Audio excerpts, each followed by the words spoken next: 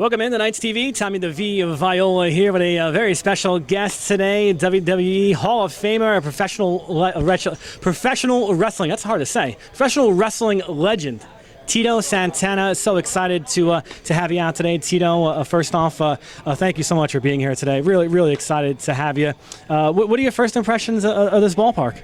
Well, I think the ballpark is great, you know, and thank you for having me out here, bringing me out from cold weather in New Jersey to here. It's like being in my hometown in South Texas. You know, doesn't get any better than this. Yeah, let's start there, Tito. Obviously, growing up, as you said, South Texas, you were a jock, so to say. You were a very good athlete. You played some sports. Talk to us first about football, basketball. I mean, I know you obviously played some sports before you got into wrestling. Well, yeah, you know, for some reason, I started playing sports when I was a freshman in high school, and right away I started doing pretty good, and I got involved. You know, I realized that sports was going to be, you know, my way out of poverty. You know, and I ended up getting a football scholarship, and you know, I went all in when I started playing sports. And talk to us about the football scholarship. Obviously, you went on from that, and tell us how that football career, how it went for you. Well, I played for Kansas City for a little while, and then I ended up going to Canada, and I was going to initially only play, do wrestling in the off season, but I started doing good right away and enjoying it, and I gave up football and continued to wrestle for 17 years after that. I know, let's get into that. So obviously you get into the wrestling. We talked a little bit here. You lived in Charlotte. You wrestled for the Crockett family. Early days of your career, but tell us a little bit about that.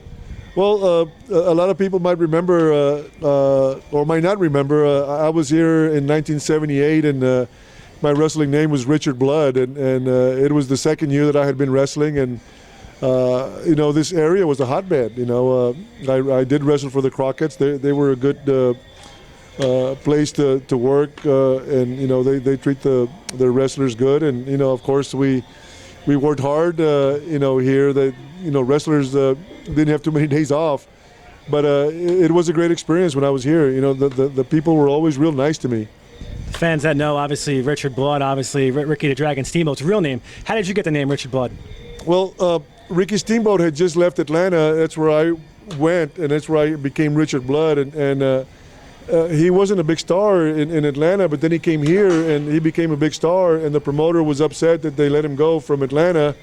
So the promoter flew from Atlanta to Charlotte to get permission from Ricky Steamboat for me to use Richard Blood. I guess he wanted to create you know, the star that had left Atlanta. Wow. So then you obviously from there, you go on to what was obviously the WWF, now WWE. You go on to the WWF, Vince McMahon, New York. What was that like for your early impressions of the WWF? Well, it was, you know, as far as I was concerned, you know, there was two territories once you made it to the top. And when I was here, I was just climbing my way up. So I really wasn't one of the top wrestlers here. You had Ric Flair, you had Wahoo McDaniels, of course, Ricky Steamboat. And I really didn't make it big until I got to New York. But, you know, those were the first times that I ever stepped into an arena, and you had like 20,000 people in Madison Square Garden. I mean, it was something that I never expected to, you know, so quick in my career. Andre the Giant helped me get into New York. You know, he was a good friend to have, and he brought an old tape and showed Vince McMahon Sr., the father, a tape of me wrestling in Texas, and that's how I ended up going into New York. And you know, I was talking to you about, you know, whenever you get a break, there's always somebody there to help you. Yeah. Well, then obviously the big thing with WWF in those days was WrestleMania, and the first WrestleMania. And you kicked off the first WrestleMania, first match, and then of course you were there for the first 9 WrestleManias. Tell us your impressions of the WrestleManias. Of course, the first one. How did that go for you? Well, I mean, we saw the change. You know, all of a sudden we're wrestling in front of millions of people. You know, all of a sudden you have the likes of Muhammad Ali and all kinds of different stars that Vince McMahon was bringing into the WrestleManias. You know, and we saw the transformation of professional wrestling, going from wrestling to total blowout entertainment. And then WrestleMania 3, the Pontiac Silverdome, 90,000 plus fans. I mean, that was one of the biggest ones, of course. Ever get nervous in front of a stage like that? No, you don't even, when you step into the ring, whether it's 1,000 or 90,000, you're so focused on your match that you want to make sure that that everything goes right and you do what you're supposed to, and you get the fans, because you can go out there and the fans, you can be a flop, or you can go out there and you can get the fans behind you. And I was very lucky that I always managed to get the fans, behind me. Yeah, well, that was one of the things I was going to ask you. Obviously, your entire career spent as a good guy. Something that you enjoyed? Yes, I enjoyed. I would have loved to have tried becoming a heel, but when, I don't know, if some of the fans might remember when Rick Martel and I split up when we were Strike Force.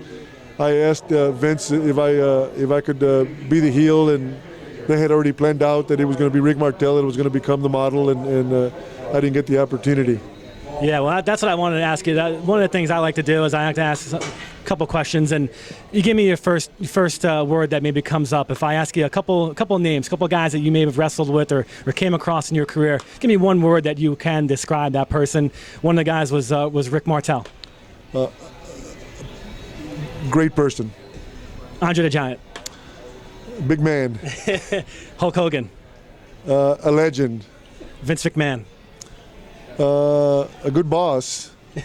And we talked about some other guys too, but Macho Man Randy Savage was another guy.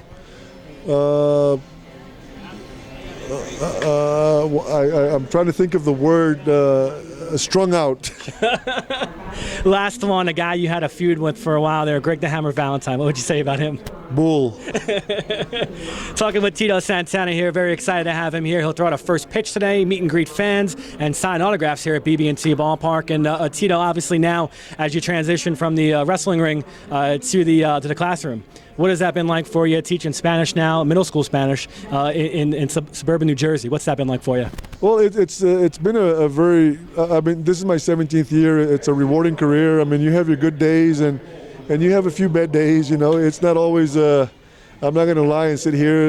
It's always great in the classroom. You have the problems in the classroom, and you have to figure out a way to solve them. There's a lot of students who have a lot of problems in their home, and they bring their problems to the classroom, and you have to figure out a way to let the students know that somebody at school cares for them. Well, it's a great story, Tito. I followed your career from when I was a little kid till now when I'm a big kid, and still love everything that you do. And I know you get to wrestle on occasion. You still enjoy that?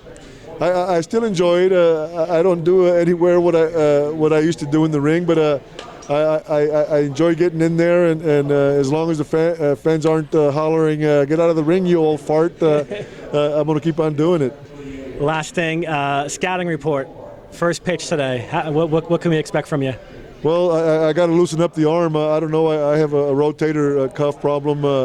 I hope I don't get embarrassed when I go out there, but I'm going to do my best. But I will be doing some stretching of the arm. Well, we'll get you out there. We'll get you stretched. We'll get you ready to go. Tito, what a pleasure to be in your company today. Thank you so much for being here. Really happy to have you. Thank you so much. All right, there he is, wrestling a Hall of Famer, a legend, a two-time Intercontinental Champion, two-time tag team champion, of course, Strike Force, all that. He was a great wrestler. 9 WrestleManias, the first 9, and he's here today at the ceremonial first pitch, and we'll have more right here next on Knights TV.